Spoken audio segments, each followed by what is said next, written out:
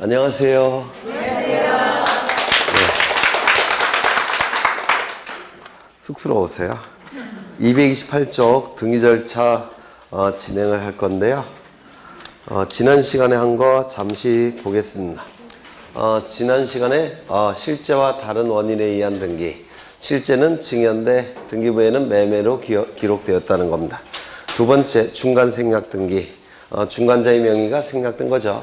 세 번째, 무효 등기의 유용, 무효인 등기를 새로운 등기 신청 시 유용을 한다는 거죠. 이 세 가지는 29조 제3호부터 11호 어딘가에 해당되는 등기 절차상의 하자, 등기 과정상의 하자로 봅니다. 따라서 당연 무효는 아니고 직권 말소할 수도 없고 이의 신청을 통해서 말소할 수 없습니다. 실체관계 부합 여부로 판단할 텐데 보통은 이 세 가지는 실체관계에 부합한다고 해서 유효다라고 평가합니다. 기억나실까요? 네. 그럼 먼저 무효 등기의 유용, 이거는 당연히 유효죠.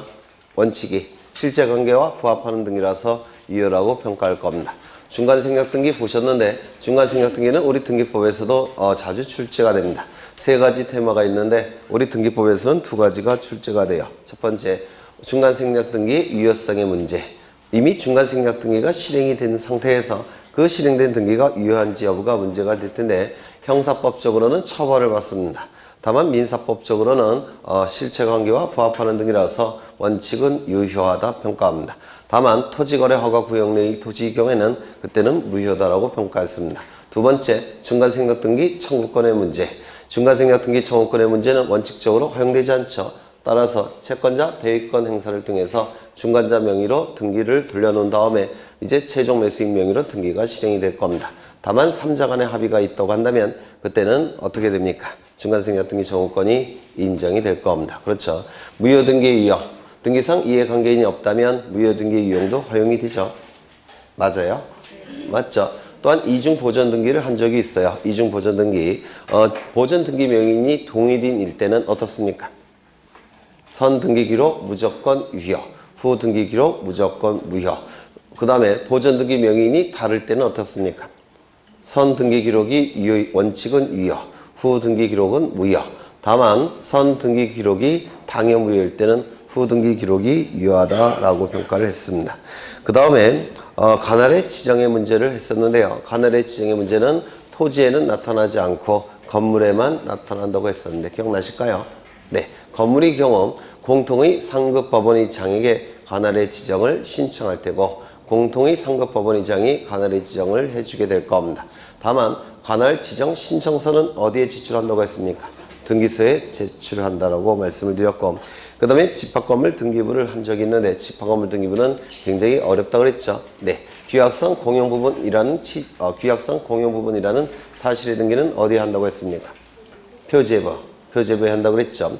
이때 규약을 폐지하게 되면 다시 공용부분이 전유부분으로 환원이 된다고 했죠. 규약을 폐지할 때는 전유부분으로 환원이 될 텐데 이때 소유권을 취득할 자는 무슨 등기 신청한다고 했습니까? 보전 등기를 신청한다라고 했습니다. 그 다음에 집합건물 등기부에서 한동 전체에 대한 표제부, 그 다음에 전유부분 표제부에 기록되는 구체적인 내용을 암기하셨는데 특히 전유부분 표제부를 기억하셔야 돼요. 전유부분 표제부 상단부에는 뭘 기록합니까? 전유부분인 건물의 표시, 하단부에는 대지권의 표시, 상단부에는 소재 지번을 기록합니까? 기록하지 않습니까? 기록하지 않는다고 했죠. 기억나시죠? 그 다음에 전유부분 건물의 표시에서 면적은 전유부분의 면적만 기록한다고 했습니다. 공용부분의 면적은 한동 건물 표제부에 기록한다고 했고요. 그 다음에 하단부에 기록하는 대지권의 표시는 무엇을 기록했습니까? 대지권의 종류와 대지권의 비율을 기록했었는데 날 듯 말 듯 하죠? 전혀 안 나세요? 네, 날 듯 말 듯 해야 되는데 그 다음에 등기상 증명서의 종류를 5가지 암기하셨는데 첫 번째, 전부증명서 2가지가 있었죠. 전부증명서 뭐가 있었습니까? 말소상 포함 전부증명서, 현지유효상 전부증명서, 일부증명서 3가지가 있었죠. 첫 번째, 특정인 지분 일부증명서, 현재 소유 현황 일부증명서, 지분 취득 이력 일부증명서. 그 정도를 지난 시간에 했습니다. 오늘은 이제 232쪽에 등기 절차 개시 보실 건데요. 이 등기 절차 개시는 전체적인 그림을 보시는 게 중요해요. 전체적인 그림을 보시는 게 여기에 이러한 부동산이 있고 소유자는 갑이 될 겁니다. 갑이 이거 2번이나 했던 거예요. 갑이 을과 매매 계약을 체결하고 소유권 이전 등기까지 이루어진다면 갑이 가진 소유권은 을의 소유권으로 변동이 될 겁니다. 우리 민법 제 186조에 의해서. 이때 이 매매를 규율하는 법은 민법이죠. 민법의 가장 중요한 원칙이 뭐라고 했습니까? 사적 자치 원칙이 가장 중요해요. 가장 중요한 원칙입니다. 이 사적 자치 원칙이. 이 사적 자치 원칙이라는 것은 갑과 을이 매매를 할 때 국가기관은 관여하지 말라는 겁니다. 우리가 알아서 처리할 때니까 국가기관은 관여하지 말라는 원칙이 사적 자치 원칙이에요. 그 다음에 이 등기를 규율하는 법은 무슨 법입니까? 부동산 등기법이죠. 이 부동산 등기법을 규율하는 가장 중요한 원칙은 뭐라고 했습니까? 사적 자치 원칙이 우리 등기법에는 어떻게 나타난다고 했죠? 신청주의로 나타난다고 했는데 기억나실까요? 이 신청주의는 갑과 을이 등기를 신청할 때만 등기소가 등기를 할 수 있다는 겁니다. 갑과 을이 등기를 신청하지 않을 때는 등기를 할 수가 없다는 겁니다. 이걸 신청주의라고 얘기합니다. 이 신청주의는 당사자가 신청하는 게 원칙이죠. 그래서 당사자 갑과 을이 신청하는 게 원칙입니다. 그런데 갑과 을 중에서 국가기관이 있을 때, 즉 관공서가 있을 때는 신청이라는 용어를 쓸 수 없고 어떤 용어를 쓸 수 있다고 했습니까? 촉탁이라는 용어를 쓸 수 있다고 했습니다. 이 당사자 신청과 관공서의 촉탁은 일반 국민이냐 국가기관이냐 이것만 달라요. 그렇죠? 따라서 신청에 관한 규정은 촉탁에 준용이 될 겁니다. 맞습니까? 기억나셔요? 네. 다만 등기 진정성을 확보하기 위한 이 등기법의 규정은 촉탁에는 준용된다고 했습니까? 준용 안 된다고 했습니까? 준용이 안 된다고 했습니다. 왜냐하면 관공서가 촉탁할 때는 등기 진정성은 이미 확보가 됐다고 평가하기 때문에 등기 진정성을 확보하기 위한 신청에 관한 규정은 촉탁에는 적용되지 않습니다. 그리고 이 신청도 원칙은 뭐가 원칙이라고 했습니까? 공동신청이 원칙이라고 했습니다. 다만 예외적으로 단독 신청이 이루어지는 경우도 있다라고 했습니다. 또한 제3자가 신청하는 경우도 있다라고 했습니다. 이때 공동신청은 등기 의무자와 등기 관리자가 공동으로 신청하는 게 공동신청이죠. 그럼 이 공동신청이 원칙인 이유는 등기가 이루어짐으로 인해서 불이익이 발생하는 등기 의무자를 등기 신청 절차에 참여시킴으로 인해서 등기의 진정성을 확보하고자 하는 것이 바로 공동신청이라고 말씀을 드렸어요. 즉 등기의 진정성을 확보하기 위해서 이 등기 의무자를 등기 신청 절차에 참여를 시키겠다는 겁니다. 그렇겠죠. 다만 예외적으로 단독 신청이 이루어지는 경우가 있었는데 두 가지 경우가 있었죠. 등기 의무자가 애당초 없는 경우. 두 번째는요. 등기의 진정성이 이미 다른 절차에 의해서 확보가 된 경우. 이때는 단독 신청에 의한다라고 했습니다. 그 다음에 제3자가 신청하는 경우 첫 번째 대위 신청이 있었고요. 두 번째 포괄 승계인에 의한 등기 신청이 있었고 포괄 승계인에 의한 등기 신청이 있었고 세 번째 뭐가 있었습니까? 대리인에 의한. 네, 대리인에 의한 등기 신청이 있었습니다. 이렇게 있었죠. 뭐 하나 빼먹었는데 뭘 빼먹었을까요? 임의 신청이 원칙이죠. 임의 신청. 그걸 빼먹었네. 네. 신청주의가 원칙이 당사자가 신청하는 게 원칙이고 그 다음에 관공서가 촉탁할 때는 관공서가 등기를 요구할 때는 촉탁이라고 말씀을 드렸고요. 요 당사자 신청도 원칙은 뭐라고 했습니까? 임의 신청이 원칙입니다. 요 임의 신청이라는 것은 당사자의 뜻에 맡겨놓은 등기 신청이란 뜻이에요. 그래서 갑과 을이 등기를 신청하고 싶을 때 신청하는 것이고 등기를 신청하기 싫으면 등기를 신청하지 않으면 그만입니다. 이걸 임의 신청이라고 얘기합니다. 다만 예외적으로 신청 의무가 부과되어 있는 경우도 있다고 했죠. 신청 의무가 부과되어 있는 경우는 세 가지가 존재하는데 첫 번째 부동산 등기법에서 신청 의무를 부과하는 경우가 있습니다. 이 부동산 등기법에서 신청 의무는 언제 부과가 된다고 했습니까? 표제부 등기에서는 1월 이내에 등기를 신청해야만 됩니다. 작년에도 출제가 됐죠. 이게 출제가 됐습니다. 표제부 등기는 1월 이내에 소유권의 등기명인이 등기를 신청해야만 됩니다. 두 번째, 부동산 등기 특별조치법에서 소유권 보존 등기와 소유권 이전 등기는 아마 다음 시간에 할 것 같은데요. 소유권 보존 등기와 소유권 이전 등기는 일정한 경우 60일 이내에 등기를 신청해야만 된다고 했습니다. 세 번째, 부실법. 이것도 작년에 특이하게 민법의 내용이 출제가 됐는데요. 부실법의 경우에도 등기를 신청할 의무, 명의신탁을 규율하는 법이에요. 이때도 등기 신청 의무가 부과가 된다고 했습니다. 그래서 이러한 절차에 의해서 등기가 이루어지고요. 원칙은 신청주의가 원칙이지만 예외적으로 법률에 근거 규정이 있을 때는 근거 규정이 있을 때는 어떻게 등기 절차가 개시된다고 했습니까? 등기관이 직권으로 등기할 수도 있고, 두 번째, 법원이 명령으로 등기를 할 수가 있다고 했습니다. 법원의 명령에 의해서 등기가 이루어지는 경우도 있다고 했죠. 이 명령은 이의신청 절차에서 나타난다고 했습니다. 그래서 이 전체적인 모습을 한번 그려보시는 것도 나쁘지 않을 것 같아요. 이러한 내용을 공부한 적이 있는데요. 거기 보시면, 책을 보시면 232쪽에 당사자 신청이 원칙이고 당사자 신청 중에서도 임의 신청이 원칙이라고 했습니다. 그 다음에 거기 그 밑에 보시면 동글뱅이 2번이 나와 있는데 등기 신청을 의무로 강제하는 경우, 기억에 등기법이 정하는 신청 의무가 부과되어 있는 경우고요. 그 다음에 니은은 부동산 등기 특별조치법상 신청 의무가 부과되어 있는 경우고요. 그 다음에 부실법은 우리 보통 등기법에서 출제가 되지 않으니까 부실법에 관한 규정은 우리 책에서 설명하고 있지 않습니다. 이건 나중에 다 하실 거예요. 나중에 다 하실 거니까 걱정 안 하셔도 되고, 그 다음에 등기 신청 방법은 두 가지 방법이 있죠. 등기소에 방문해서 등기를 신청하는 방법, 그리고 인터넷을 통해서 등기를 신청하는 방법, 두 가지 방법이 존재할 겁니다. 방문 신청에서 니은 체크되어 있습니까? 네, 니은 꼭 읽어두시고요. 그 다음에 전자신청, 인터넷 신청이 나와 있는데 이건 프린트를 좀 보겠습니다. 프린트, 항상 프린트는 갖고 오시라고 했죠. 안 갖고 오시면 안 돼요. 프린트는. 네. 문제 풀이할 때도 갖고 오셔야 되고 특강할 때도 갖고 오셔야 되고 항상 갖고 오셔야 됩니다. 프린트는 어디를 보시냐면 26쪽을 보십니다. 26쪽. 안 갖고 오신 분은 옆에 분과 같이 보세요.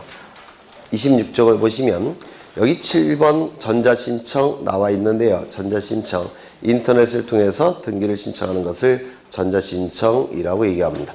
갑과 을이 매매 계약을 체결하고 소유권 이전 등기까지 이루어지면 갑이 가진 소유권은 을의 소유권으로 변동이 될 겁니다. 물권 변동의 효력이 나타나겠죠. 이때 갑과 을은 등기를 신청할 때인데 갑과 을이 사람일 때는 등기 신청 적격이 인정이 된다고 했죠. 사람일 때. 이따가 다시 보실 겁니다. 이때 갑과 을은 사람인데 자연인과 법인 두 가지 종류가 있을 겁니다. 그렇겠죠. 자연인, 법인 둘이 있는데요. 이 인터넷을 통해서 등기를 신청하기 위해서는 회원 등록을 해야 돼요. 인터넷 등기소에 회원 등록을 해야 되는데 이를 사용자 등록이라고 얘기합니다. 그래서 자연인은 사용자 등록을 해야 되고 법인은 전자증명서를 발급받아야지만 요 인터넷 신청이 가능해요. 일종의 회원 등록이라고 생각하시면 돼요. 우리가 홈페이지 내용을 보실 때 또는 인터넷 카페를 보실 때 회원 등록하죠.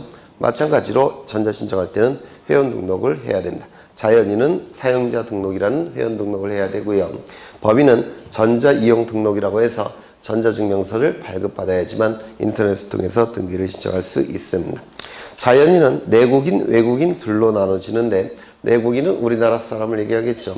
내국인은 사용자 등록만 갖추면 전자신청을 할 수가 있습니다. 그런데 외국인은 사용자 등록 하나만 갖고는 안 돼요. 언제든지 자기들 나라에 돌아갈 가능성이 있기 때문에 이 외국인은 사용자 등록 플러스 국내 거소신고나 외국인 등록까지 갖춰야지만 인터넷을 통해서 등기 신청이 가능합니다. 국내 거소신고는 누가 하는 거냐면 동포들이 있죠. 재외동포법에 의한 동포들이 있습니다. 중국인 동포, 미국 동포, 캐나다 동포들. 이 동포들은 사용자 등록과 국내 거소신고를 갖춰야 되고 순수한 외국인들이 있죠. 순수한 외국인들은 사용자 등록 플러스 외국인 등록을 해야 된다. 이 외국인 등록은 출입국 관리법에 따른 외국인 등록을 의미하게 돼요. 그래서 이 외국인은 두 가지를 갖춰야지만 인터넷을 통해서 등기 신청을 할 수가 있을 겁니다. 그 다음에 법인은 전자증명서를 발급받아야지만 이 전자신청을 할 수가 있는데 출제가 되는 것이 그 바로 밑에 거예요. 비법인 사단재단은 전자신청을 할 수 없다. 비법인 사단재단은 아직까지 전자증명서가 발급되지 않습니다. 그래서 비법인 사단재단, 즉 권리능력 없는 사단재단은 인터넷을 통해서 등기를 신청할 수가 없습니다. 그러면 비법인 사단재단은 인터넷을 통해서 등기를 신청할 수 없다면 어떠한 방법을 통해서 등기를 신청해야만 됩니까? 방문 신청만 가능하게 돼요. 이거 꼭 기억해 두셔야 될 때고요. 단골로 출제가 되는 거죠. 그 밑에 보시면 전자신청을 하고자 하는 당사자 또는 변호사 법무사는 자격자 대리인이라고 부르는데요. 개인 공인인증서를 발급받아 밑줄 치시죠. 개인 공인인증서가 발급이 돼야 돼요. 최초의 전자신청 전에 등기소에 직접 동그라미 치시고 출석 동그라미 치시고 미리 동그라미 치시입니다. 직접 출석해서 사용자 등록을 해야 된다. 이것이 의미하는 바는 뭐냐면 대리인을 통해서 사용자 등록을 신청할 수는 없다는 겁니다. 본인이 직접 출석해서 사용자 등록을 신청해야지만 사용자 등록이 가능하고 대리인을 통해서 사용자 등록 신청했을 때는 반려가 됩니다. 그래서 본인이 직접 가야 돼요. 두 번째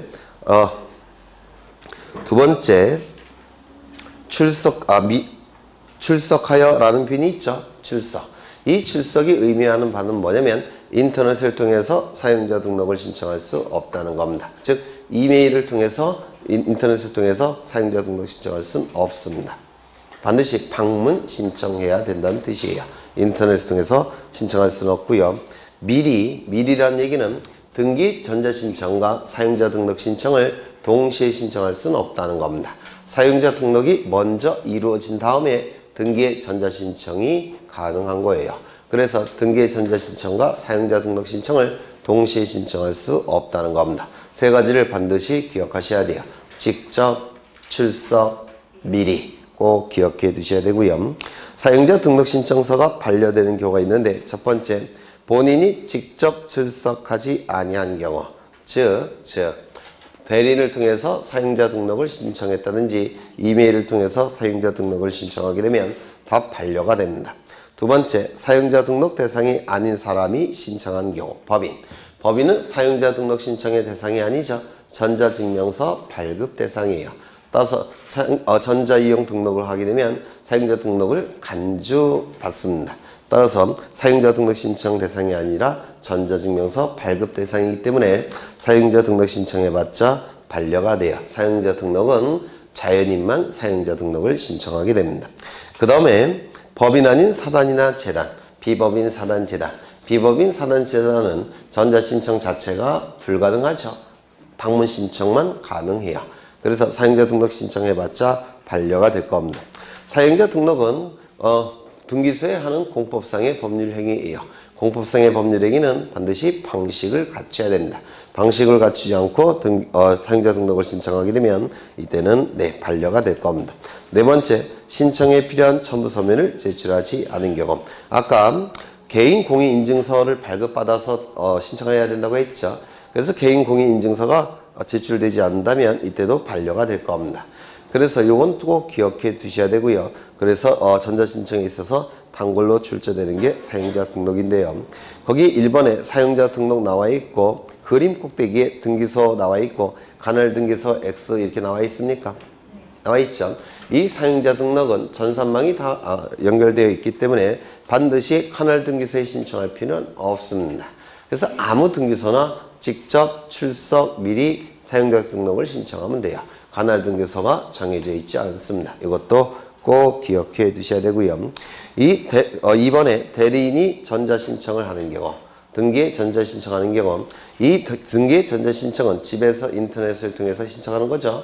그래서 등기소에 방문해서 신청하지 않는 것이라서 이거는 비리가 개입될 가능성이 대단히 높습니다. 따라서 대리인을 통해서 등기를 신청하기 위해서는 대리인이 반드시 변호사 자격을 가진 자, 법무사 자격을 가진 자만 이 전자신청을 대리할 수가 있습니다. 이것도 반드시 암기하셔야 되는데요. 거기에 당구장 표시 두 개가 그려져 있죠. 자격자 대리인이 아닌 사람은 다른 사람을 대리하여 전자신청을 할 수 없다는 거 꼭 기억해 두셔야 됩니다. 여기서 자격자 대리인은 변호사나 법무사를 의미해요. 그래서 변호사, 법무사가 아닌 사람은 전자신청을 대리할 수 없습니다. 방문신청은 일반인도 대리할 수가 있어요.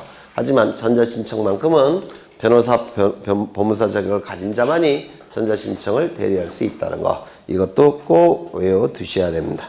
그래서 이 전자신청은 이 정도 암기하시면 돼요. 우리 책에 있는 거 그거 다 보실 필요는 없고요. 이 정도 암기하시면 되는데 하나는 추가가 돼야 됩니다. 어디를 보시냐면 어디 갔지? 거기 234쪽에 내용 플러스 있습니까? 내용 플러스 있습니까? 거기 1번, 2번은 설명을 1번은 설명을 드렸고요. 2번도 인감증명 첨부한다는 거 기억하셔야 되고요. 3번을 꼭 기억하셔야 돼요. 3번을 사용자 등록의 유효기간은 3년으로 하고 꼭 기억하셔야 됩니다. 3년. 사용자 등록의 유효기간 3년. 사용자 등록의 유효기간 만료일 3개월 전부터 만료일까지는 그 유효기간의 연장을 신청할 수 있으며 연장기간은 3년으로 한다. 해서 요 3번은 반드시 암기되셔야 됩니다. 3번은 암기되셔야 되고요. 그 다음에 우측을 보시면 쭉 읽어보시면 돼요. 시험에 나올 건 별로 없고요. 거기 F는 좀 기억하셔야 된다고 했죠. F번 235쪽에 F번 등기신청 수수료를 납부한 당사자 또는 대리인은 납부 후 7일 이내가 아니라 며칠이라고 그랬죠? 14일. 이걸 고치셔야 돼요. 개정이 된 거니까 14일 이내에 신청 정보를 등기소에 송신해야 된다. 그 정도 기억하시면 될 것 같아요. 넘기겠습니다. 236쪽을 보시면 법조문이 나와 있는데요. 거기 3번에 전자신청을 할 수 있는 자, 금방 설명을 드린 건데 요거는 좀 여러분이 꼼꼼히 기억해 두셔야 돼요. 가장 출제 빈도가 높은 부분이고요. 나머지는 뭐 보실 거 별로 없을 것 같아요. 그 다음에 어디를 보시냐면 239쪽에 5번에 전자신청의 접수라고 나와 있습니까? 접수의 1번은 꼭 기억해 두셔야 합니다. 전자신청의 접수번호는 전산정보처리조직에 의하여 자동적으로 생성된 접수번호를 부여한다. 이 접수번호 순서대로 등기가 실행이 됩니다. 접수번호 순서대로. 따라서 이 접수번호 순서 갖고 순위번호가 결정이 돼요. 따라서 만약에 접수번호를 부여할 때 등기관이 개입할 여지를 만들어 놓게 되면 비리가 발생할 가능성이 있어요. 따라서 이 접수번호는 자동적으로 생성된 접수번호를 부여할 수밖에 없습니다. 그래서 요거 좀 기억해 두셔야 되고요. 그 다음에 7번에 조사 교합 업무, 요거 1번, 2번은 좀 기억해 두셔야 돼요. 조사 교합 업무에서 1번, 2번은 좀 암기해 두셔야 되고요.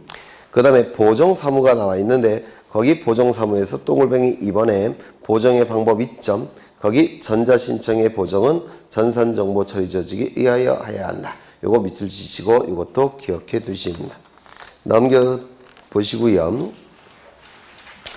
9번에 전자신청의 치아 나와 있는데 치아는 전산정보처리조직을 이용해서 해야 된다. 이것도 밑줄 치셔서 기억하시고 10번도 기억하셔야 돼요. 전자신청에 대한 각하 결정의 방식 및 고지 방법은 서면신청과 동일한 방법으로 처리한다. 밑줄 치시고 서면신청 동그라미 치십니다. 그런 거에 유념하시면서 읽으시면 돼요. 그래서 쭉 넘어가겠습니다. 이제 어디를 보실 거냐면 242쪽에 등기신청의 당사자 여기를 보실 겁니다. 이번엔 좀 상세하게 볼 거예요. 여기에 이러한 부동산이 있고 소유자는 갑입니다. 갑이 을과 매매 계약을 체결합니다. 소유권 이전 등기까지 이루어지면 갑이 가진 소유권은 을의 소유권으로 변동이 될 겁니다. 이때 갑을 뭐라고 부르나요? 이 등기가 이루어지면 갑은 소유권을 상실하죠. 맞습니까? 따라서 등기만 놓고 형식적으로 판단한다면 갑은 불이익이 발생하는 자입니다. 이러한 자를 뭐라고 불렀습니까? 등기 의무자라고 불렀습니다. 등기가 이루어지면 을은 소유권을 취득할 겁니다. 따라서 등기만 놓고 형식적으로 판단한다면 을은 이익이 발생합니다. 이러한 자를 뭐라고 불렀습니까? 등기 권리자라고 불렀습니다. 이때 이 갑과 을은 등기를 신청하게 될 겁니다. 등기소에 가서 등기를 신청할 텐데 이 등기 신청은 공동 신청이 원칙이라고 말씀을 드렸습니다. 그렇죠? 이때 이 등기 신청 행위가 유효해야지만 등기관은 등기를 실행해 줄 겁니다. 따라서 이 등기 신청 행위에 유효 요건을 구비해야 돼요. 이 유효 요건은 세 가지가 있습니다. 첫 번째, 갑과 을, 즉 등기 신청인은 일정한 능력을 갖춰야 됩니다. 두 번째, 등기를 신청할 때는 등기 신청인은 진짜 의사를 가지고 등기를 신청해야 됩니다. 세 번째, 등기 신청 행위는 국가기관인 등기소에 하는 공법상의 법률 행위라서 세 번째, 일정한 방식을 갖춰서 등기를 신청해야 됩니다. 세 가지 요건이 충족이 될 때 등기 신청 행위는 유효하다 평가합니다. 이때 이 능력은 우리 민법에서 세 가지가 있죠. 첫 번째 뭐가 있습니까? 권리 능력. 권리 능력이 있는 자가 등기를 신청해야 됩니다. 두 번째, 의사 능력. 이 의사 능력이 있는 자가 등기를 신청해야 됩니다. 세 번째, 법률 행위 능력. 행위 능력이 있는 자가 등기를 신청해야 되는데요. 이 행위 능력은 등기 의무자는 행위 능력을 반드시 갖춰야 됩니다. 왜냐하면 등기 의무자는 권리를 상실하는 자죠. 불이익이 발생하는 자입니다. 따라서 이러한 자는 행위 능력이 있어야 돼요. 그래야지만 보호를 받을 수가 있습니다. 행위 능력이 없는 자가 등기를 신청할 때는 보호를 받아야 되겠죠. 맞습니까? 그러면 이 행위 능력자는 이걸 어떻게 할 수 있습니까? 취소할 수가 있죠. 원상태로 돌릴 수가 있어요. 그래서 행위 능력이 없는 행위 능력자는 보호를 받아야 되기 때문에 이 등기 의무자는 반드시 행위 능력이 있어야 돼요. 그런데 등기 관리자는 이익이 발생하는 자죠. 그때 행위 능력이 필요 없다라고 얘기합니다. 그래서 이 행위 능력은 여러분이 민법에서 공부를 하실 거예요. 그리고 권리 능력은 그 의미가 권리 의무를 가질 수 있는 능력을 권리 능력이라고 불러요. 사람은 다 권리 능력을 가지고 있죠.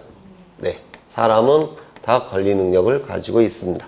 미친 사람이건 안 미친 사람이건 애기건 어른이건 그 다음에 아프건 아프지 않건 모든 사람은 다 권리 능력이 있다라고 민법에서 공부를 하셨을 겁니다.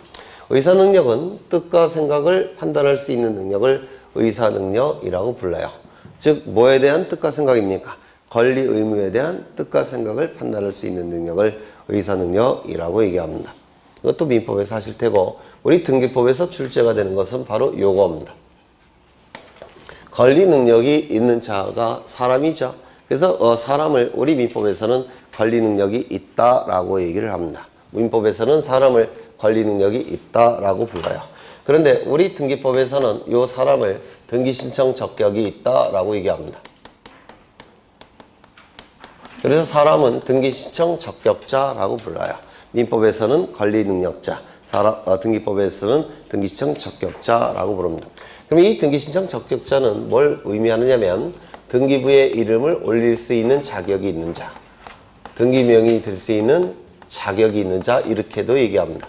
그래서 사람은 등기부에 이름을 올릴 수가 있습니다. 사람은 등기부에 이름을 올릴 수가 있어요. 또한 등기 신청의 당사자 능력이라고도 부릅니다. 사람만이 등기를 신청할 수가 있으니까 등기 신청의 당사자 능력 이렇게도 불러요. 다 같은 뜻입니다. 우리 민법에서는 사람을 권리 능력자라고 부르고요. 우리 등기법에서는 사람을 등기 신청 적격자 또는 등기명이 될 수 있는 자격자 또는 등기의 당사자 능력자 이렇게 부릅니다. 그래서 민법에서 보는 단어와 등기법에서 보는 단어가 좀 다를 뿐이에요. 이때 사람은 이러한 등기 신청 적격, 등기명이 될 수 있는 자격, 등기의 당사자 능력이 있는데요. 이 사람은 둘로 나눠지죠. 어떻게 나눠집니까? 네, 자연적으로 사람이 된 자. 두 번째, 법이 인정한 사람. 둘로 나눠지게 될 겁니다. 그래서 이 자연인과 사람은 등기부에 이름을 올릴 수가 있을 겁니다. 등기 신청 적격, 등기명이 될 수 있는 자격, 등기의 당사자 능력이 있다라고 얘기를 합니다. 그러면 이 자연인 중에서 문제가 되는 자가 둘이 있죠. 누가 있습니까? 태아와 외국인. 태아와 외국인이 문제가 되는 자들인데 이 태아는 등기 신청 적격이 있습니까? 없습니까? 없어요. 이유는요. 사람이 아니기 때문에 그렇습니다. 이 태아는 어머니 뱃속에 있는 생명체라고 불러요. 그래서 생명체에 불과하기 때문에 사람이 아니에요. 어느 시점부터 사람이 됐느냐면 어머니 뱃속에서 전부 노출된 시점부터 사람입니다. 즉 발가락까지 다 나온 시점부터 사람이 돼요. 따라서 사람이 아니니까 등기시청 적격이 없다라고 얘기합니다. 외국인은 사람입니까? 아닙니까? 사람이죠. 여기 사람인자가 쓰여져 있으니까 등기시청 적격이 있다라고 얘기를 할 겁니다. 그 다음에 이 법인은 이렇게 구분을 해요. 사단법인, 재단법인 이렇게 구분하죠. 사단법인, 재단법인 이렇게 구분을 합니다. 그러면 사단법인이 뭐고 재단법인이 뭐냐면 사람이 단체를 형성해서 법인인데 사람이 단체를 형성해서 즉 사람의 단체라는 뜻이에요. 법이 사람으로 인정했을 때 사단법인이라고 부를 겁니다. 그러면 이 사단법인은 사람이 단체를 형성해서 법이 사람으로 인정한 것이니까 구성원이 뭐가 됩니까? 사람이 되는 겁니다. 사람의 단체니까 사람이 될 겁니다. 재단법인은 재산이 단체를 형성해서 그 단체에게 법이 인정한 사람이니까 구성원이 뭐가 됩니까? 재산이 되는 거예요. 그래서 재단법인은 재산의 단체라는 뜻입니다. 그럼 이 사단법인, 재단법인은 달리 표현하면 권리 능력이 있는 사단재단 이렇게 얘기합니다. 권리 능력이 있는 사단재단. 그래서 이 법인은 사람이니까 권리 능력이 있죠. 맞습니까? 그래서 이 사단법인, 재단법인을 권리 능력이 있는 사단, 권리 능력이 있는 재단 이렇게도 얘기를 합니다. 그러면 이것과 구별이 되는 게 뭐가 있느냐면 권리 능력 없는 사단재단이라는 게 있습니다. 권리 능력이 없는 사단재단.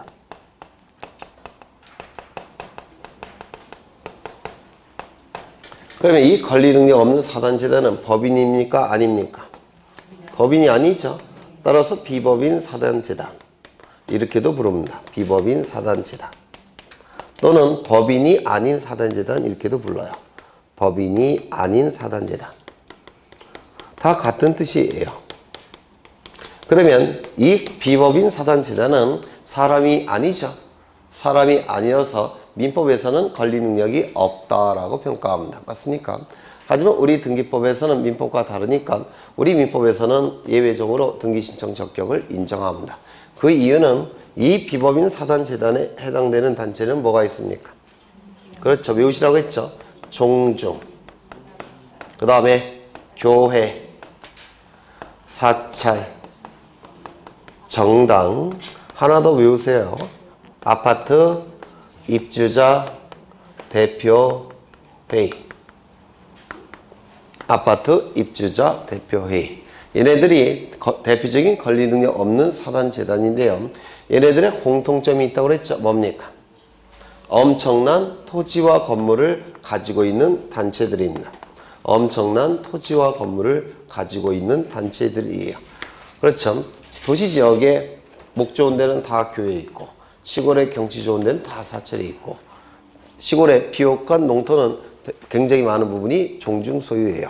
그래서 엄청난 부동산을 가지고 있는 단체들인데 정당은 짜증나니까 생략하고 그래서 얘네들이 사람이 아니라고 해서 권리 능력이 없다고 해서 등기신청 적격을 인정하지 않게 되면 이 단체들은 명의신탁을 할 수밖에 없다고 그랬죠.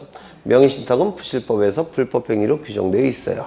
그래서 사람을 권리 능력이 없다고 해서 등기신청 적격을 인정하지 않게 되면 불법행위가 조정될 수밖에 없습니다. 따라서 이 비법인 사단재단은 사람은 아니에요. 사람은 아닙니다. 하지만 등기신청 적격은 인정이 됩니까? 인정되지 않습니까? 인정된다라고 얘기를 합니다. 꼭 기억해 두셔야 돼요. 조금 있다가 좀 더 상세하게 볼 겁니다. 그러면 이제 이 권리 능력 없는 사단재단은 등기신청 적격이 있다라고 했습니다. 그렇죠. 거기에 해당되는 단체도 암기하셔야 돼요. 교회, 사찰, 종중, 또 정당, 아파트, 입주자, 대표회의. 그렇다면 국가나 지방자치단체는 등기신청 적격이 있습니까? 없습니까? 있다고 그랬죠. 얘네의 법적 성질은 뭐라고 했습니까? 법이 인정한 사람이라고 말씀을 드렸어요. 우리 헌법에서 국가나 지방자치단체는 국가법인, 지방자치단체 법인으로 간주합니다. 따라서 등기시청 적격이 있다라고 얘기를 할 겁니다. 이때 이 지자체에 해당되는지 여부가 문제되는 단체가 있는데 읍, 면, 동, 리. 얘네는 지자체입니까? 아닙니까? 아니라고 했죠. 지자체가 되기 위해서는 이 지자체의 장이 공직선거법에 의해서 선거에 의해서 선출이 돼야 됩니다. 그래야지만 지자체가 되는 겁니다. 그런데 여기 읍장님, 면장님, 동장님, 이장님 이런 분들은 공직선거법에 의해서 자유, 보통, 비밀, 평등, 직접 선거에 의해서 선출되지 않습니다. 그래서 얘네들은 지자체라고 볼 수가 없어요. 얘네들은 임명직입니다. 임명직 공무원이에요. 따라서 지자체가 되지 못하니까 등기시청 적격이 없습니다. 그러면 요 읍소유 건물, 읍소유 토지는 누구의 이름으로 등기해야 될까요? 여기 면도 마찬가지고 누구의 이름으로 등기해야 될까요? 네? 이 읍과 면은 보통 군 소속하에 있죠. 군의 이름으로 등기하는 겁니다. 군은 지자체예요. 그렇죠. 계산군, 음성군 이런 군의 이름으로 등기하는 겁니다. 여기 동은 보통 누구의 이름으로 등기해야 되겠습니까? 시 소속이라고 한다면 시의 이름으로, 구의 소속이라고 한다면 구의 이름으로 등기해야 될 겁니다. 맞습니까? 지자체의 이름으로 등기해야 되니까. 그렇죠. 요 2장, 요 2는 이것도 행정구역인데요. 이 2장은 임명직이 아니죠. 선출직 맞아요. 그런데 공직선거법이 적용되지 않습니다. 박수로 선출이 돼요. 그렇죠. 직접, 평등, 보통, 자유 이런 선거에 의해서 선출되는 게 아니라 박수에 의해서 선출되기 때문에 지자체라고 볼 수가 없어요. 이것도. 그런데 이런 경우가 있을 수가 있습니다. 어떤 경우가 있냐면 이 지역은 마을인데요. 대덕리라는 마을이에요. 그리고 이 대덕리라는 마을은 50 이내의 어르신들이 살고 계세요. 50분의 주민이 존재하는데요. 이 50분들이 각자 1000만원씩 각출해서 마을회관을 짓고자 합니다. 마을회관을. 그러면 이제 마을회관이 완성이 되면 소유자가 누굽니까? 마을 사람들 50명이 소유자죠. 맞습니까? 그러면 이제 등기부가 만들어질 텐데요. 등기부가 만들어질 겁니다. 1번 소유권 보전, 그리고 공유하고 그 다음에 50분의 이름들이 쭉 나열돼야 됩니다. 맞습니까? 그러면 이게 굉장히 지저분해지고 공식 기능이 떨어져요. 따라서 여기 50명의 이름들을 딱 나열하는 대신에 요 마을 이름을 빌려다가 여기다 쓰는 경우가 있어요. 대덕리. 대덕리는 제 고향이에요. 대덕리 이렇게 마을 이름을 갖다 쓰는 경우가 있습니다. 그러면 이 마을 이름은 행정구역을 얘기하는 겁니까? 네? 이거는 50분의 사람이 50명이 마을 주민 50명이 요 마을회관을 소유할 목적으로 권리 능력 없는 사단을 만든 겁니다. 권리 능력 없는 사단을 만들고 그 명칭을 뭐로 붙인 겁니까? 마을 이름인 대덕리라고 붙인 거예요. 이거 이해가 되실까요? 그래서 이거는 행정구역을 의미하는 게 아니라 권리 능력 없는 사단이 만들어졌고 그 사단의 명칭으로서 대덕리라는 마을을 붙인 겁니다. 이건 권리 능력 없는 사단이에요. 따라서 등기할 수 있다라고 얘기를 할 겁니다. 이거 이해가 되실까요? 네, 이건 행정구역을 의미하는 게 아닙니다. 그 다음에 또 문제가 되는 자들이 뭐가 있습니까? 학교. 이 학교는 법적 성질이 각종 시설로 구성된 물건이라고 봐요. 각종 시설로 구성된 물건. 운동장 시설, 강당 시설, 체육관 시설, 또 뭐가 있을까요? 교사 시설, 급식 시설, 이런 각종 시설로 구성된 물건. 요게 학교입니다. 따라서 이건 물건에 불과하니까 등기시청 적격을 인정할 수가 없습니다. 따라서 학교의 이름으로 등기하는 건 불가능해요. 학교의 이름으로는 등기가 불가능합니다. 대신 이거 물건이니까 소유자가 따로 있겠죠. 소유권자가 있겠습니까? 소유권자의 이름으로 등기하면 됩니다. 소유권자의 이름으로. 그렇다면 국립학교라고 한다면 소유자가 누굽니까? 네? 국가가 소유자입니다. 그래서 대한민국의 이름으로 등기하는 겁니다. 국립학교는. 그 다음에 사립학교는 누구의 이름으로 등기하는 겁니까? 네? 사립학교는 이건 둘로 나눠지는데요. 규모가 큰 사립학교의 경우에는 보통 학교 법인이 소유입니다. 그래서 학교 법인의 이름으로 등기가 가능하고요. 규모가 작은 사립학교는 자연인인 개인이 보통 소유해요. 그래서 자연인 개인의 이름으로 등기를 하는 겁니다. 그 다음에 공립학교. 이 공립학교는 소유자가 누굽니까? 지방자치단체예요. 그래서 지방자치단체의 이름으로 등기를 할 겁니다. 물론 예외가 있는데요. 서울대학교.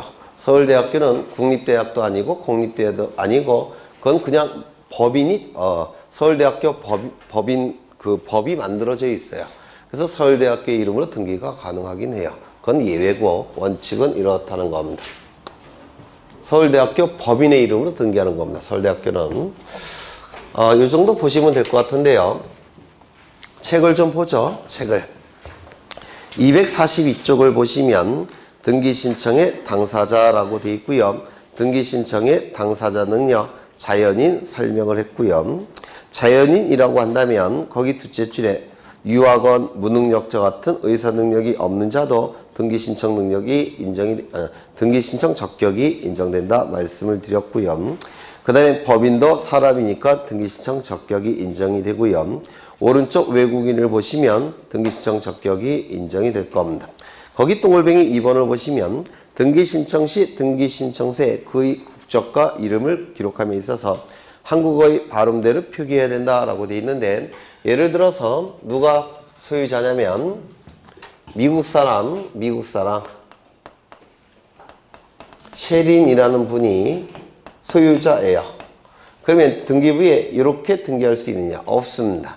왜냐하면 원어로 등기를 하게 되면 공식 기능이 떨어져요. 그래서 우리나라 말로 등기를 해야 돼요.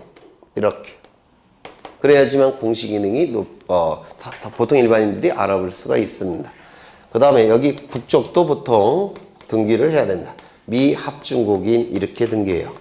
미국인 이렇게 등기하는 게 아니라 미합중국인 셰린 이렇게 보통 등기를 합니다. 그 다음에 태아는 등기신청 적격이 인정되지 않는다고 했고요. 권리 능력 없는 사단지단, 이건 조금 있다가 다시 한번 확인할 거고요. 그 다음에 학교는 시설로 구성된 물건에 불과하다고 했죠. 둘째 줄에 시설물이라고 되어 있습니다. 그래서 이 시설물, 물건에 불과하니까 사람이 아니에요. 등기신청 적격이 인정되지 않을 겁니다. 물건이니까 소유자가 따로 있겠죠. 소유자의 이름으로 등기를 하게 될 겁니다. 한 페이지 넘겨보시면 민법상 조합 나와 있고요. 이건 좀 이따가 설명을 할 거고요. 그 다음에 등기신청 능력 나와 있는데 등기 의무자는 행위 능력까지 갖춰야 된다고 했죠. 등기 권리자는 행위 능력을 갖출 필요가 없다라고 말씀을 드렸고요. 이제 민법상 조합과 권리 능력 없는 사단재단을 다시 한번 설명을 드리겠습니다. 어려운 것까지.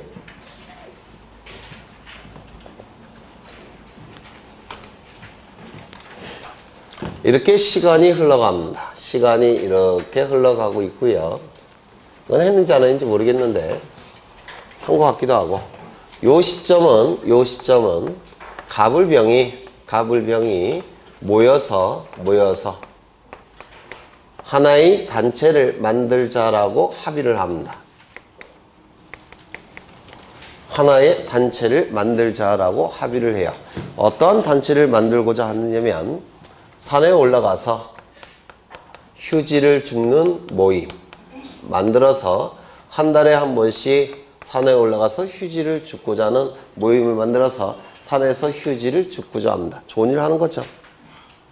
그렇죠. 산휴회라는 단체를 만들고자 해요. 그럼 이 합의를 뭐라고 부르냐면 민법상 조합계약이라고 부릅니다. 그래서 이 조합계약은 전형계약의 일종인데요. 우리 시험범위에는 빠져 있습니다. 부동산에 관한 계약이 아니기 때문에 우리 시험에는 빠져 있어요. 단체를 만들고자 하는 계약, 이를 조합계약이라고 부릅니다. 그러면 이제 이 단체가 산휴회라는 단체가 만들어질 텐데요. 이 산휴회라는 단체는 사람으로 구성되어 있죠. 맞습니까? 맞아요. 사람의 단체라고 얘기를 할 겁니다. 만약에 이 사람이 구성원이 아니라 가불병이 각출한 재산이 재산으로 단체를 만들고자 한다면 이때는 어느 쪽으로 가는 겁니까? 재단 쪽으로 가는 겁니다. 맞습니까? 사람이 구성원이면 사단, 재산이 구성원이면 재단 쪽으로 갈 겁니다. 그러면 이 지금 가불병이 단체를 만들었는데요. 단체의 구성원은 가불병, 사단 쪽으로 한번 얘기를 하겠습니다. 그러면 이 사단의 구성원들을 사원이라고 부르는데요. 사단의 구성원을 사원이라고 부릅니다. 이 사원은 회사에 있는 그 대리 달기 전의 직원, 그 의미가 아니고요. 사단의 구성원이라는 뜻이에요. 사단의 구성원, 사단의 주인들을 얘기하는 겁니다. 사원이라고 불러요. 그러면 이 가불병은 사단의 구성원으로서 사원이 될 텐데요. 이렇게 여러 명의 사람이 있을 때는 여러 명의 사람이 지켜야 될 규칙이 있어야 됩니다. 맞습니까? 규칙이 반드시 만들어져야 돼요. 그 규칙을 보통 뭐라고 부르냐면 정관이라고 부릅니다. 정해진 규칙이라는 뜻입니다. 관자는 규칙 관자예요. 그런데 이 규칙이 정관이라는 이름을 반드시 가질 필요는 없고 다른 이름으로 가져도 상관이 없어요. 그래서 기타규약 이렇게 얘기를 합니다. 규칙이라는 뜻입니다. 그래서 가불병이 지켜야 될 규칙이라는 게 먼저 만들어져야 돼요. 그럼 규칙까지 만들어진 다음에 이제 요 산휴회라는 단체가 활동을 해야 되는데 활동하기 위해서 뭐가 필요할까요? 돈이 필요해요. 일단 유니폼 맞춰 입어야 되죠. 그렇지 않습니까? 집게도 사야 되고 그 다음에 쓰레기 봉투도 있어야 되고 모자도 있어야 되고 내려올 때는 막걸리도 한잔 해야 되죠. 뭐 파전도 시켜야 되고 하여튼 뭔가 돈이 필요합니다. 돈은 어떻게 마련할까요? 각출해서 안 돼요. 각출할 필요도 없습니다. 눈먼 돈들이 많아요. 우리나라에는. 네, 나라로부터 보조금을 받으면 됩니다. 나라로부터 보조금을 받기 위해서는 주무관청의 허가를 받으면 됩니다. 주무관청의 허가를 받게 되면 보조금이 나와요. 좋은 일을 하는 거니까. 물론 좋은 일 할 때 돈이 필요하다고 얘기하겠지만 거의 막걸리 먹을 때 다 쓰겠죠. 막걸리는 싼데 이놈의 파전이 비싸서. 그렇죠. 네, 여간 주무관청의 허가를 받으면 보조금을 받을 수가 있습니다. 그 다음에 법인 등기부에 설립 등기라는 걸 하게 됩니다. 설립 등기를 하게 되면 요 등기 시점부터 법인이 설립이 되는 겁니다. 법인 등기부에 설립 등기를 갖춘 시점부터 법인이라고 불러요. 이건 부동산 등기부가 아니고 법인 등기부라고 따로 있습니다. 그래서 가불병이 구성원이라고 한다면 사단법인이 되는 것이고 가불병이 각출한 재산이 구성원이 된다면 재단법인 이렇게 얘기를 할 겁니다. 그 다음에 법인은 당연히 등기신청 적격이 있습니까? 네? 등기신청 적격, 등기의 당사자 능력이 있을 겁니다. 그렇죠? 그러면 이때 법인의 이름으로 등기를 할 텐데요. 등기소에 가는 사람은 법인이 직접 못 가죠. 팔다리 역할을 하는 자가 갈 겁니다. 누굽니까? 대표자겠죠. 대표자가 이제 등기를 신청하러 갈 겁니다. 그러면 이 대표자의 이름, 주민번호, 주소가 부동산 등기부에 기록이 될까요? 기록되지 않을까요? 네? 빨리 찍으세요. 부동산 등기부에 기록될까요? 안 될까요? 안 됩니다. 이유는요? 네, 법인 등기부에 이미 공시가 되고 있기 때문에 부동산 등기부를 통해서 따로 공시할 필요가 없습니다. 이거 좀 기억해 두셔야 돼요. 두 번째. 요 시점부터 요 시점까지를 뭐라고 부르냐면 권리 능력 없는 사단재단이라고 불러요. 권리 능력이 없는 사단재단이라고 부릅니다. 그러면 이 권리 능력 없는 사단재단에 해당되는 놈들 다시 한번 외워보죠. 누가 있습니까? 네? 교회, 그 다음에요 사찰, 그리고요 종주, 그리고 정당, 그리고 아파트, 입주자, 대표회의 외워두셔야 돼요. 얘네들은 권리 능력 없는 사단재단이라고 부릅니다. 얘네들은 사람입니까? 아닙니까? 권리 능력이 없으니까 사람은 아니에요. 하지만 우리 등기법에서는 등기시청 적격을 인정한다고 했죠. 엄청난 부동산을 가지고 있는 단체들이라서 거래의 실제를 반영한 겁니다. 명의신탁을 못하도록 등기시청 적격을 인정한다고 했습니다. 꼭 기억하셔야 돼요.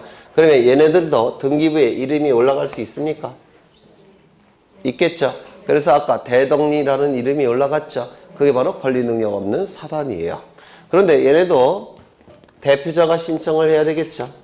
대표자는 관리인이 신청할 텐데 대표자의 이름, 주민번호, 주소가 등기부에 기록이 될까요? 기록되지 않을까요? 네? 부동산 등기부에 기록됩니까? 기록되지 않습니까? 안 될 것 같아요? 아까 이쪽은 기록이 안 된다고 했죠. 왜? 법인 등기부에 이미 기록이 됐으니까. 얘네는 법인 등기부가 있을까요? 없을까요? 없어요. 법인 등기부 만들어지기 전 단계의 단체가 관리 능력 없는 사단체단입니다. 아직 법인 등기부가 만들어지기 전이에요. 따라서 기록할까요? 안 할까요? 기록해야 됩니다. 그래서 이게 자주 출제됩니다. 비교가. 꼭 기억하셔야 돼요. 그렇죠. 그 다음에 제일 중요한 것이 이건데요. 요 시점부터 요 시점까지가 민법상 조합이라고 얘기합니다. 민법상 조합이라고 불러요. 그럼 이 민법상 조합이라는 단체는 규칙이 만들어지기 전 단계입니다. 규칙이 만들어지기 전 단계라서 언제든지 탈퇴가 가능합니다. 맞습니까? 즉 단체 해체가 가능해요. 규칙이 만들어지기 전이라서. 규칙이 만들어졌다면 탈퇴를 못하도록 어떻게 할까요? 각종 페널티를 규정을 둘 수가 있겠죠. 그런데 규칙이 만들어지기 전 단계라서 페널티를 물릴 수도 없어요. 그래서 이 민법상 조합은 언제든지 해체가 가능합니다. 언제든지 해체가 가능해요. 언제든지 해체가 가능한 단체에게 법률관계를 할 수 있는 자격을 인정할 수 있을까요? 없을까요? 없습니다. 왜냐하면 법률관계를 맺은 다음에 해체가 돼버리면 그 법률관계에 대한 책임을 질 자가 없어지기 때문에 그렇습니다. 그래서 민법상 조합의 이름으로 맺을 수 있는 법률관계는 우리나라에서 단 하나도 없습니다. 그러면 민법상 조합의 이름으로 돈을 빌릴 수 있을까요? 없을까요? 없습니다. 빌려주는 놈이 멍청한 놈이에요. 왜? 책임질 자가 없어질 수도 있어요. 민법상 조합의 이름으로 돈을 빌려줄 수도 없고 빌려받을 수도 없습니다. 책임질 자가 나타나지 않기 때문에 그래요. 그러면 민법상 조합의 이름으로 채무자가 될 수도 없고 채권자도 될 수 없다면 민법상 조합의 이름으로 저당권자가 될 수 있을까요? 당연히 없습니다. 등기명의 될 수 있는 자격이 없어요. 이거 이해가 되실까요? 그래서 민법상 조합의 이름으로 맺을 수 있는 법률관계는 단 하나도 없습니다. 우리나라에서. 그러면 누구의 이름으로 맺어야 되느냐? 이 단체의 이름으로 맺을 수는 없고요. 요 구성원의 이름으로 맺어야 됩니다. 구성원의 이름으로. 그래서 조합의 소유 형태가 합유라고 공부하신 적 있죠? 합유는 구성원에 합쳐서 소유한다라는 뜻이에요. 구성원의 이름으로 법률관계를 맺어야 된다. 요거 되셨습니까? 그렇죠. 그러면 여기를 기준으로 해서 요쪽은 등기신청 적격이 없고 요쪽은 등기신청 적격이 있습니다. 맞습니까? 그러면 등기신청 적격이 있는 것과 등기신청 적격이 없는 단체의 구별 기준은 뭘까요? 규칙입니다. 규칙이 있다면 등기신청 적격이 인정이 되고 규칙이 없다면 등기신청 적격이 인정되지 않습니다. 즉 정관 기타 규약이 있다면 등기신청 적격이 인정이 될 테고 없다면 인정이 안 될 겁니다. 이거 이해가 되시나요? 이 규칙을 뭐라고 부르냐면 우리 민법에서 단체의 실질이라고 얘기합니다. 민법에서. 전부 다 민법의 내용인데요. 여러분들이 아마 시험범위 없으니까 민법에서 시험범위에서 빠져 있으니까 처음 들으시는 내용일 거예요. 하지만 등기법에서는 시험범위 안에 포함이 됩니다. 단체의 실질이라고 불러요. 그러면 단체의 실질, 즉 규칙이 있다면 등기신청 적격이 인정되는 것이고 단체의 실질인 규칙이 없다면 등기신청 적격이 인정되지 않을 겁니다. 맞습니까? 그래서 등기신청 적격을 인정하는 것과 인정하지 않는 것의 구별 기준은 뭡니까? 이거예요. 그렇다면 명칭으로 구별합니까? 구별하지 않습니까? 명칭으로 구별하는 게 아닙니다.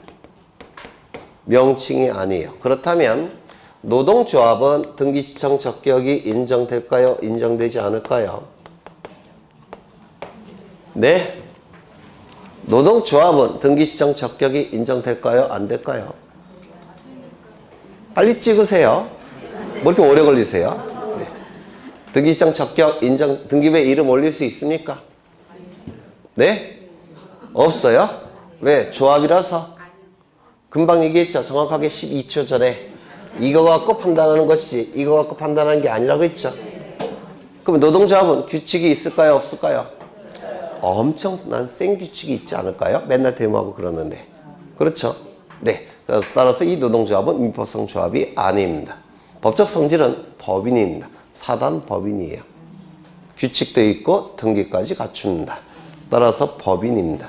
등기명의 될 수 있는 자격이 있다 없다? 있다라고 얘기합니다. 그러면 농업협동조합, 수산업협동조합 이런 것들은요. 등기시청 적격이 인정이 될까요? 인정되지 않을까요?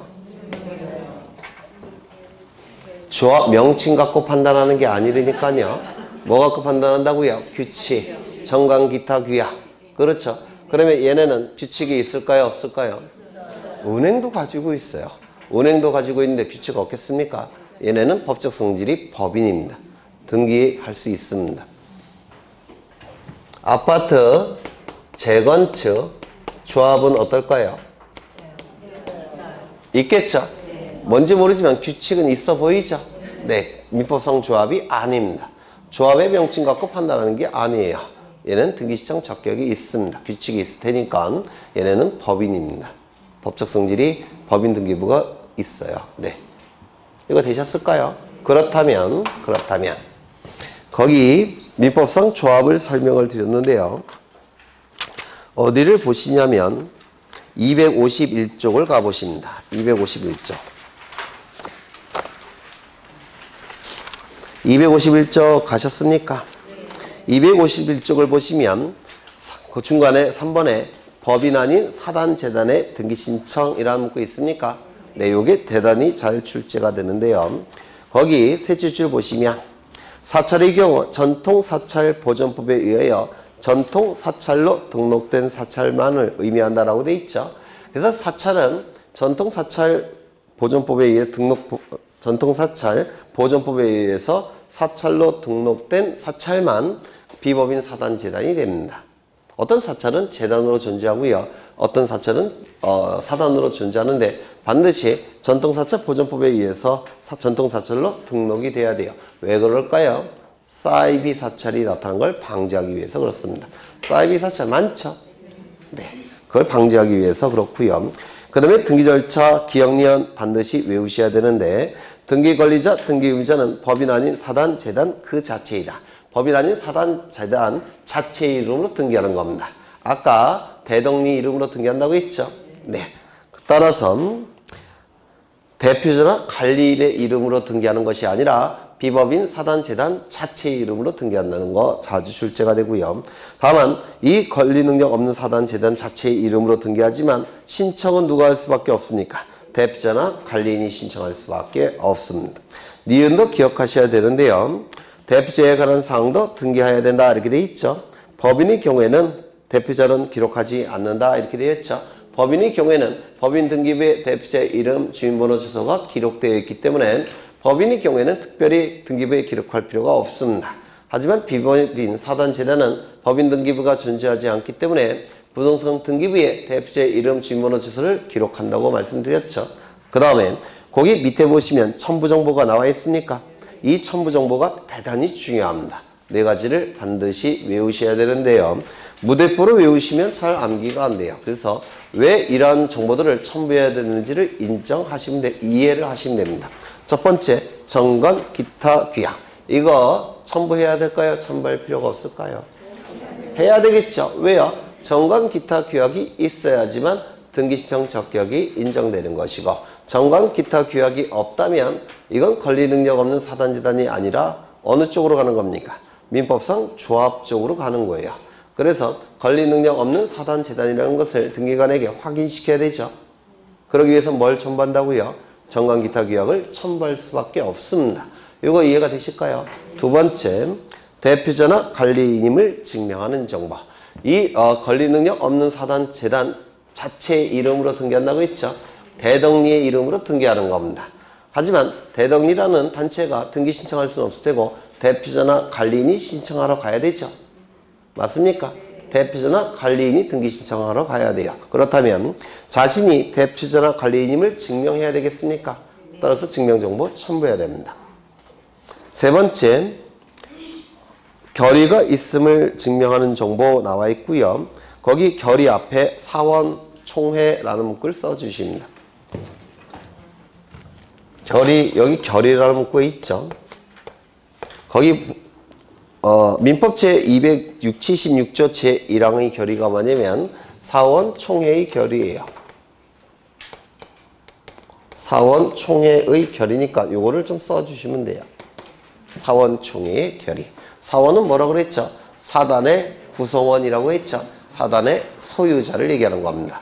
그 사단의 구성원이 총회를 열어서 결의를 해야지만 그 처분이 가능해요. 그것도 민법에서 공부하셔야 될 내용인데, 네, 거기 가로 안도 기억하셔야 됩니다. 등기의무자 밑줄 치시입니다. 등기의무자 밑줄 치시고요. 이걸 좀 이해를 해보겠습니다. 여기는 A 교회가 존재하고요. 그 다음에 부동산을 가지고 있습니다. 이 A 교회가 B 교회에 이 소유 부동산을 처분하고 싶어요. 처분을 하고자 합니다. 즉 매매계약을 체결하고 소유권 이전 등기를 해주게 되면 A가 가진 소유권은 의뢰 소유권으로 변동이 될 겁니다. 맞습니까? 이때 A를 뭐라고 부릅니까? 등기의무자라고 부를 테고 B는 등기권리자라고 얘기하겠죠. 이 교회의 법적 성질이 아까 뭐라고 했습니까? 권리 능력이 없는 사단이라고, 권리 능력 없는 사단입니다. 사단은 사람의 단체라는 뜻이에요. 그러면 이 교회가 이 부동산을 다른 교회에게 처분하기 위해서는 이 교회의 구성원들의 총회에서 처분해도 좋다는 의결을 거쳐야 되겠죠. 왜냐하면 사단의 구성원은 사원인데요. 사원이 주인이에요. 그러면 주인들이 모여서 처분해도 좋다는 결의해야 되지 않겠습니까? 이거 이해가 되십니까? 그래서 이 권리 능력 없는 사단이기 때문에 사원들의 총회를 엽니다. 사원들의 총회를 열어서 처분해도 좋다는 결의를 해야 되고 이 결의서가 첨부가 돼야지만 등기관은 등기를 해줍니다. 이거 이해가 되실까요? 그러면 여기 B교회는 사원총회를 열 필요가 있을까요? 없을까요? 없습니다. 왜냐면 이 B교회는 불이익이 발생하는 자가 아닙니다. 권리를 취득하여 이익이 발생하는 자죠. 이익이 발생하는데 왜 총회를 열겠습니까? 그래서 등기 의무자만 사원총회를 열어서 그 결의를 해야 되고요. 결의서가 첨부돼야 됩니다. 그래서 등기 의무자라는 부분도 반드시 외우셔야 돼요. 그 다음에 한 페이지 넘겨보시면 리을에 대표자 관리인의 주소 주민등록번호를 증명하는 정보라고 되어 있습니까? 이 권리능력 없는 사단지대는 대표자의 이름, 주민번호, 주소를 등기부에 기록해야 된다고 했죠. 기록할 때는 정확하게 기록을 해야 되기 때문에 증명정보를 첨부해야 됩니다. 여기까지 이해가 되실까요? 이해되셨으면 암기하셔야 됩니다. 4가지. 시험에 대단히 자주 출제가 되기 때문에 꼭 암기가 되셔야 돼요. 여기까지 보고 잠시 쉬겠습니다.